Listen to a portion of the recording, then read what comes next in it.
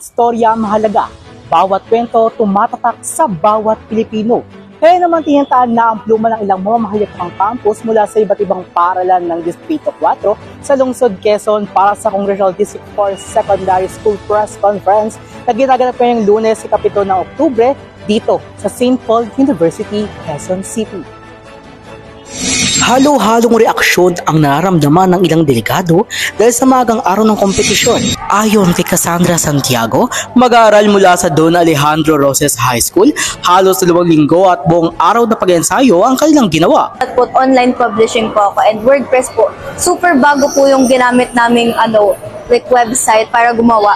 Kaya nahirapan po kami as in 2 linggo po kaming tuloy-tuloy po na practice na halos everyday po whole day. Para naman kay Mark Jeric Tolentino, mag-aaral mula sa Quezon City High School, naging sapat naman ang kanilang paghahanda dahil sa tulong na rin ng kanyang mga kasamahan at guro. Nilaan sa pagsasanay marahil ay naging sapat naman para mapaghandaan ng ating aming paaralan ang iba't ibang mga pagsulat sa iba't ibang mga kategorya.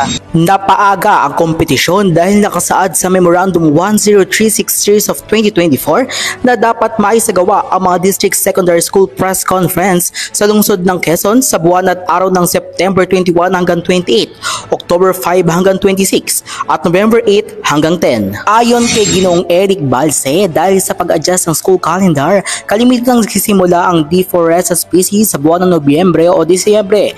Pero ngayon mukhang bumabalik na tayo sa dati dahil mas napaaga ang patimpalak.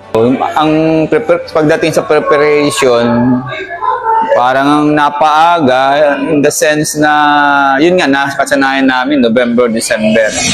Layunin ng kompetisyon na ito na paigtingin at mas lalong mahubog ang mga kabataan, partikular sa tamang impormasyon at malinang ang kaisipan tungo sa malayang pamamahayan.